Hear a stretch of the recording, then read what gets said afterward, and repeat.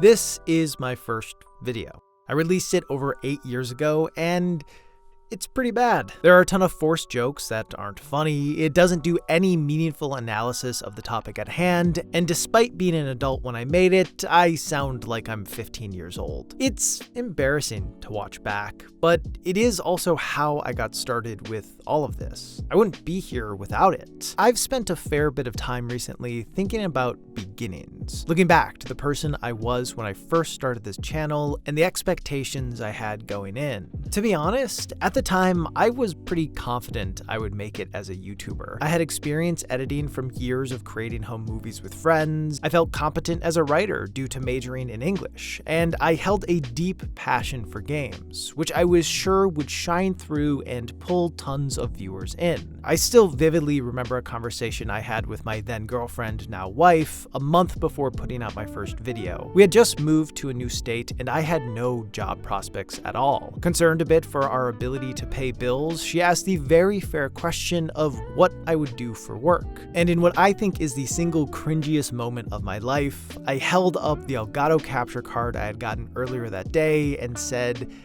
"This could be my future." And, you know, I was eventually right, but that moment was far from me calling my shot, because I had no clue what I was talking about or doing. I had a lot to learn. After releasing my first video, I not only realized that my work wasn't anywhere near the quality I wanted it to be at, but also that getting views on YouTube is stupidly hard. Yes, there is skill involved, but it takes a lot of luck. In the span of an upload, I went from completely believing YouTube would become my job to being pretty sure it never would. Thankfully though, it did. I've been doing YouTube full-time for a little over 2 years now, and just saying that makes my head spin. Because, to be honest, while I have learned a ton from making stuff over the years, I still have no clue what I'm doing. I try my best to wade through it all looking as together as possible, but there's a lot I don't know, and that I just can't know. It's the nature of the beast. And being the anxious person that I am, the thing I find myself most unsure about is how long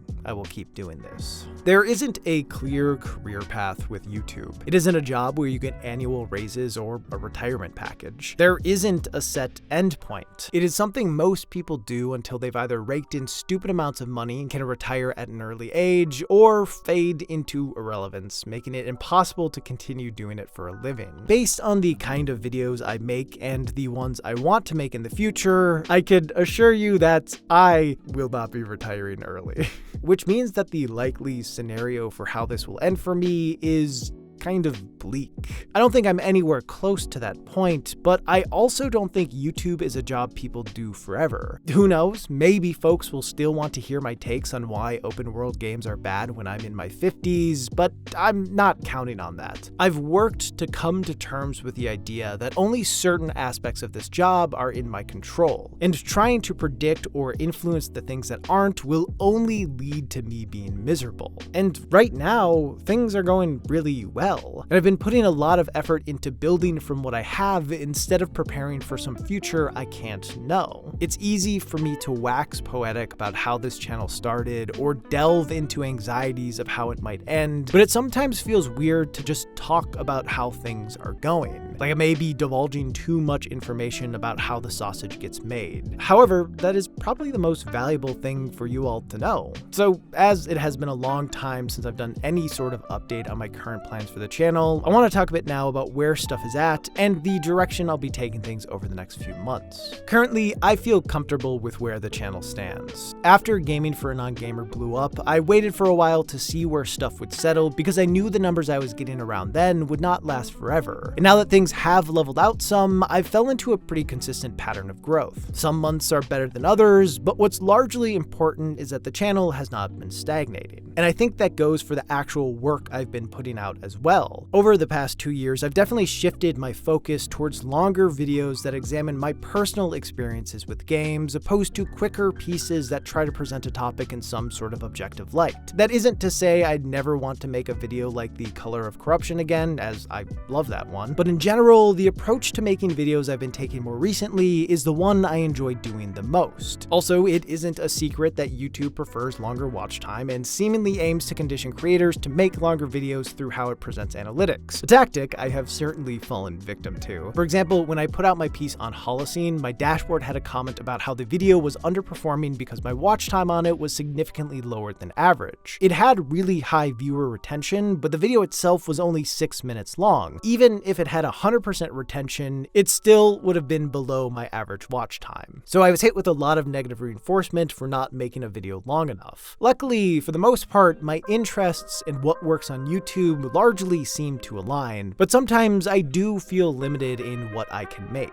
Experimenting on YouTube is tough, as taking any sort of risk can affect my income. And to be frank, that's why Patreon is probably one of the best things that's happened for my channel. AdSense can be incredibly volatile depending on time of year or subject matter of a video, and there are certain pieces that I just don't want to put a sponsorship on. So Patreon makes it possible to maintain consistency even when experimenting with different kinds of videos. I don't talk about it all that often because I feel weird about self-promoting, which is probably to my detriment, but backing the Patreon goes a long way. Simply put, the more support I get there, the more I am able to make what I want to make without worrying so much about a video's widespread appeal or how long it takes to make it. So now that I'm fully into a Patreon pitch, if you'd like to see me branch out with what I create, whether it be diving into more niche topics that don't perform as well on YouTube, or making longer form and bigger budget essays that take way more time to create, consider tossing some money to the Patreon. You get cool perks like access to videos a day early, a monthly podcast, and director's commentaries on every piece I put out. It's a good time and does help a ton. The dream is to one day be able to primarily rely on Patreon, so I don't need to worry at all about AdSense or sponsorships, giving me the freedom to make cool shit for the people most interested in seeing it. And to be clear, if you don't want to or can't support the Patreon, please know that is entirely okay. I appreciate you just watching, and I hope you'll continue to watch as I move forward with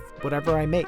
My primary goal currently is to keep being able to do this as a job for as long as I can. I love making videos, and it's a profession that feels like it was made for me. And while it certainly is stressful, I wouldn't want to be doing anything else. So my main focus is to protect my ability to keep doing it. My secondary goal is to expand what I do, whether that be experimenting with vastly different approaches to videos or even doing things outside of YouTube altogether. I've already started this a bit with my show Once Upon a Roll, which is a D&D podcast where I have a new guest on each episode and run a one-on-one adventure for them. It is one of my favorite things to make as I get to play D&D with a ton of awesome people, and I love being able to tell stories. If it sounds interesting to you at all, please check it out. One thing that's great about the show is that as each episode is a contained story, you can pick up with any of them and understand what's going on. Although listening to every episode will obviously give you a much deeper understanding of the world and the people in it. Alongside Once Upon a Roll, one day I would love to write up a module of one-on-one one-shots based on things I've run over the years, if there's interest in it. Similarly, I'd also love to make a game someday. I have a handful of ideas for potential board games, and while I'm not ready to move forward with any of them yet because I can't afford to put substantial time into them, it is something I am actively building towards. There's more things I want to do, but I don't want to overpromise and then underdeliver, so I'll leave it there for now. Many of these things are going to take a long while to get to because I don't want to stretch myself too thin and potentially lose this flame I have burning right now, but I am doing what I can to build something bigger. That's all down the road stuff. For the more immediate future, there will be a few changes. Hopefully none of them impact things all that much. Mainly, I won't be putting out a typical video this month as I am spending as much time as I can writing a bunch of scripts so that I can stock up on a few months worth of videos. Because in March,